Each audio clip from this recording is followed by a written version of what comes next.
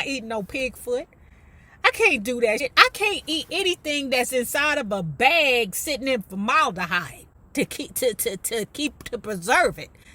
I can't eat that shit. Hello, black hole.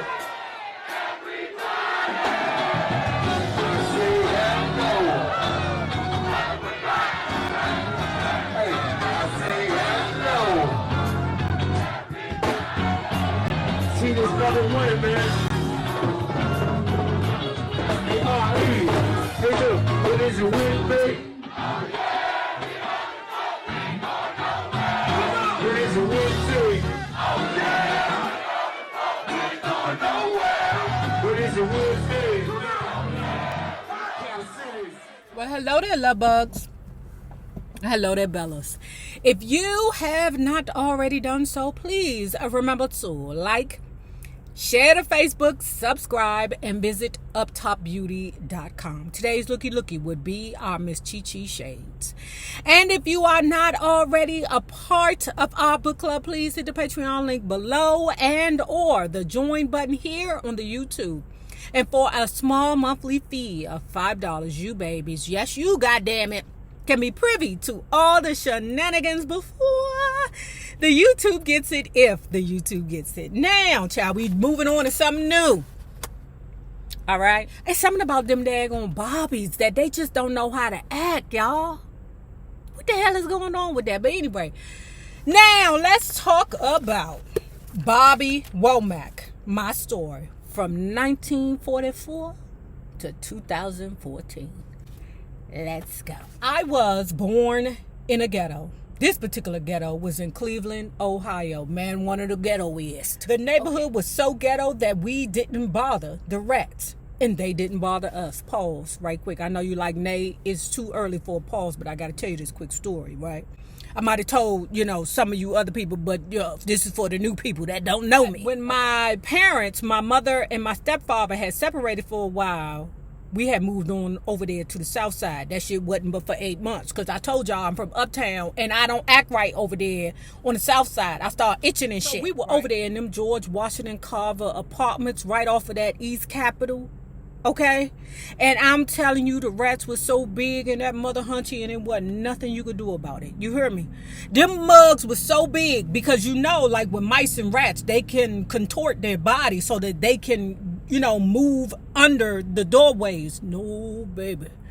Them mother hunchies was so big that we had to open the door for them niggas so they can get out. Okay? I'm in the bathroom, and then all of a sudden I felt a rat scurrying over my feet. And he was trying to get under the door, but he couldn't make it. Okay? So I said, F it then. I just opened the door and let the nigga out. Everybody had to survive. You could hear babies crying all the damn time. And I was constantly scalping myself trying to scratch out those damn flies. Flies? It was flies in your head? Did he mean to say lice? No, black people don't get lice. What was he talking about? Scratch out flies? From where? Anyway, let me piggyback off of what he was saying about the babies. Okay? Now, in the hood, I know this because y'all know I didn't live around there, uptown, 640 adjacent, that if you don't hear the babies crying, you're damn sure going to hear the dogs barking. My mom and pop had come up from the South. My mother, Naomi Reed, was from Bluefield, West Virginia. My old man came from Charleston. His name was Friendly.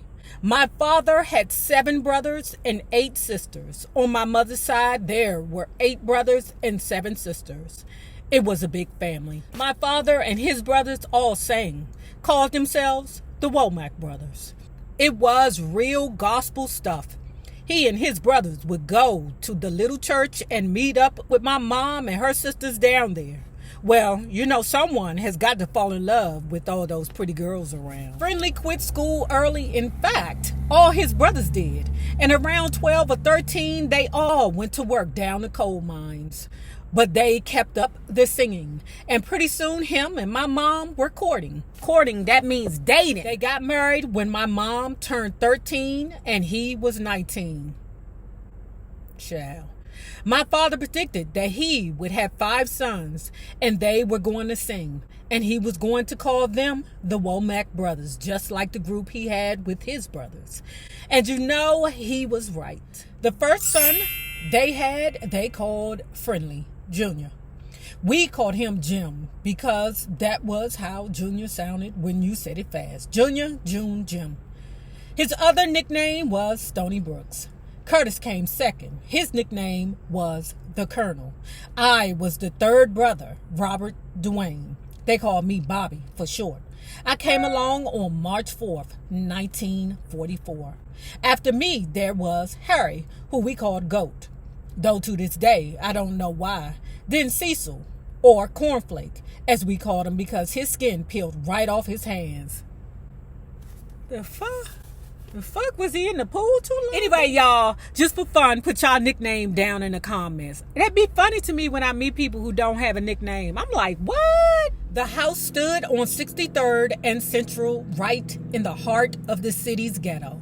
It was a pokey 1-bedroom shack, a small bathroom about the size of a closet, and a living room a couple of strides wide.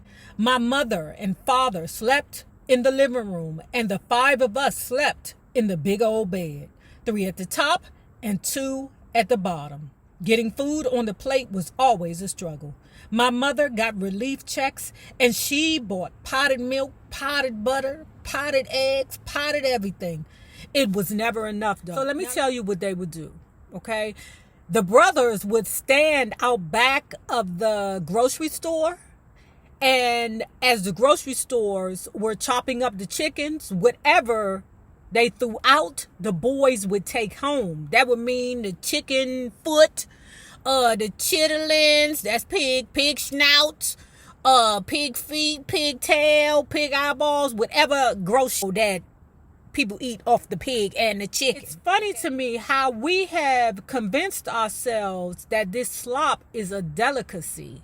You know, I know you like, ooh, chitlins is good. Baby, ain't nothing good about something that stink. Okay? That's just my take on it. Now, if you want to, eat a bucket of chitlins, baby, that's on you. Okay? I can't eat anything that smells like breath. Mick used to eat pickled pig's feet. I'm not eating no pig foot. I can't do that shit. I can't eat anything that's inside of a bag sitting in formaldehyde. To preserve it. I can't eat that shit. Now, I will fuck up some bacon. You hear me? But I'm not about to eat no pig foot in a goddamn plastic bag. That can't happen. I was only allowed to wander our part of town. No blacks ever went to the east, the white side of town after dark. The whites would kick their asses. The same thing happened if any white faces were found wandering in our neighborhood past lights out. It seemed the only time blacks got respect was when they sang, doing something that hurt no one. Singing about Jesus was just about perfect, so that's what we did. Every Sunday, we'd be down to church all hours. We didn't go to the movies. There was no card playing and no profanity, just church. Now, let me tell you about his Uncle Grover. His Uncle Grover is his father's brother, okay? Uncle Grover ain't nothing to be played with. That's going to be my favorite character in this book. Uncle Grover, my dad's brother, was the only one of us Womacks who had a nightlife. He was 6'3", sharp as a tack, and had us believing he didn't do a day's work, and that he made his money as a chili pimp. But he was slaving down at the Chevy production line like the rest of them. Grover knew how to have fun. The special thing about Uncle Grover and why he was so appealing to the Bobby was because, excuse me, y'all, let me take a sip. Uncle Grover always had a new fancy car. He drank, he went out, he partied. He had at least 2 or 3 ladies on his arm. He looked like he was a pimp, but in actuality, he was round there slaving like everybody else down there at the Chevy. And he smoked. Now, Bobby ain't say exactly what he was smoking, but Bobby thought that man was the coolest. Don't let your daddy take you to all those preachers. He'd caution, they're nothing but pimps.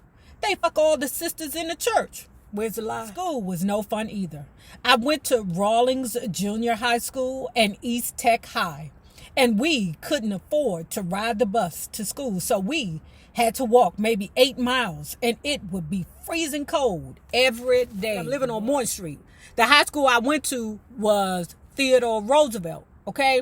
And that had to be at least 8-10 blocks up. And I remember trudging up that big ass hill to get to high school, child, through rain, sleet, and snow. Now, I ain't say I was on time. I'm just saying that I trudged up the hill, child. Sometimes I trudged up that hill just to be there and then not go.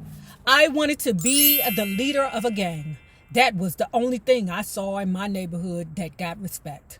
When those gangs put on their shirts and walked out, everybody would hit the floor. And I thought, that's respect. My father was a big man with big arms, but he wouldn't go up against a gang. So I reckoned I could make it in a gang, or maybe work it like this guy in the neighborhood called Candy.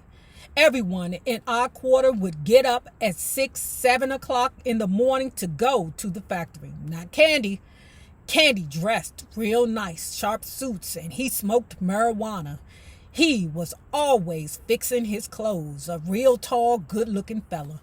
I couldn't figure it, but he told me that his ladies bought him money. They would all come along, 4 or 5 at a time, hand over the cash, bat their eyelashes, and purr. There you are, Candy. Candy reasoned. He was called Candy because he was sweet. I guess it was as good as a reason as any. And a good name for a pimp on the hustle. Well, they called them because, they got different kinds of pimps. He will be called a gentleman pimp. You're welcome. I taught you something today. Naturally, Pop couldn't stand Candy.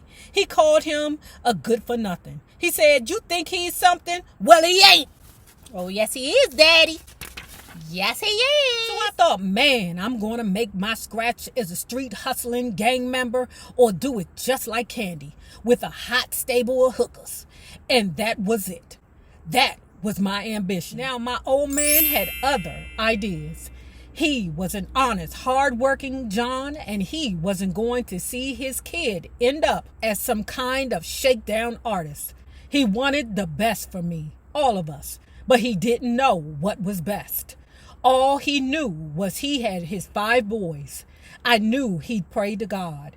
I got these boys. I told you I wanted them to sing gospel, but not one of us was showing any interest in gospel or any other kind of singing, or so he thought. The old man worked in the local steel mill, but he still played guitar and sang and found himself a gospel group. There was Roy, Harold, Joshua, and Mr. Hampton, and they called themselves the Voices of Love. These guys would come over to the house and rehearse every Wednesday night. Harold used to sing real flat, because Harold was always drunk. Here comes the fun. So, we got 5 boys. That's 5 times the trouble. So, after his father's gospel group left, the little boys would imitate the singers just for fun.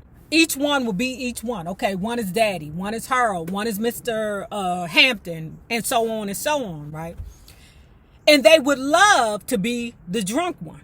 Because when the drunk one was drunk and flat, they would be drunk and flat, just like Mr. Harold. We'd start mimicking the Voices of Love. We'd each assume one of the characters in the group.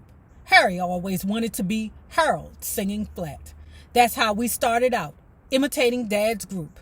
It was fun just mucking about. We didn't see it as singing, but we sang in their voices.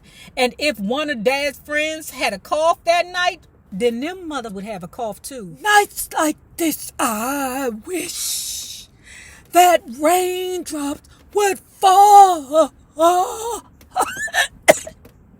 And the little boys would mock it perfectly. So they playing around, having fun, while all the time they not realizing that they have something special. One night, we were mocking the group as usual, and my father caught us. The window was open, and he could hear us joking around and singing like him and his friends. He stood for a while there watching and listening. We were too busy having fun to notice when he stepped into the room. "You're sassing my friend's boys." That was it. We all thought we were in for a thrashing. Instead, the old man asked us how long we'd been singing like that. "Ever since you started singing with that group, Pop," I said. "And Harry sings better than Harold, Dad." Child, hold tight. Here comes Joe Jackson. My dad wanted to buy a stage outfit right there and then. He was so proud now he finally got his singing sons. And from then on, we were singing every day. Dig this. His father got a job, but he also cuts hair for a side gig, right? So he in a barbershop one day.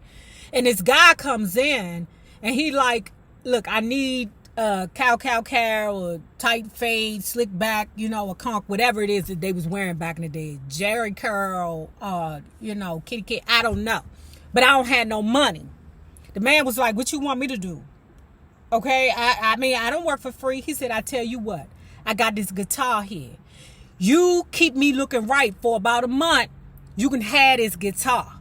Cool beans. So his father got a guitar from cutting hair. My old man was proud of that guitar.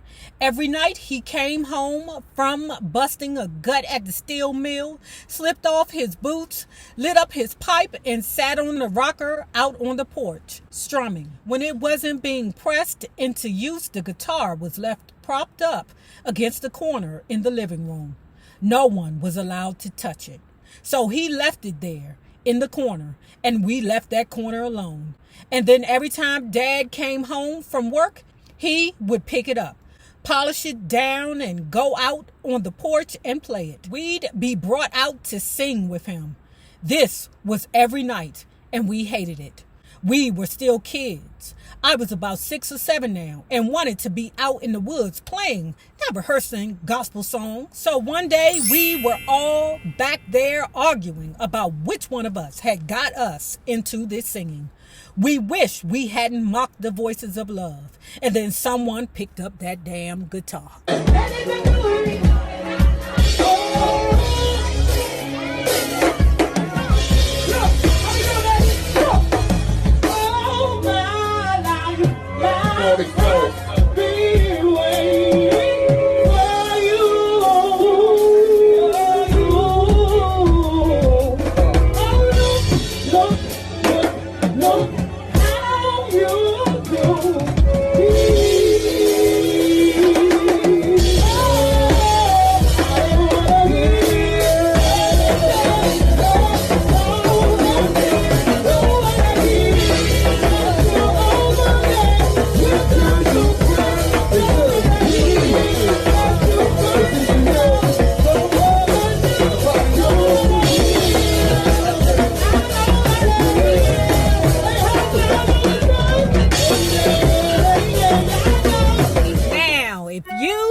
Not already done so, please remember to like, share to Facebook, subscribe, and visit uptopbeauty.com. Now remember this, the same people that you meet on the way up will always be the same people that you meet on the way down. My naysayers, my patron loves you babies. Y'all better have a good one.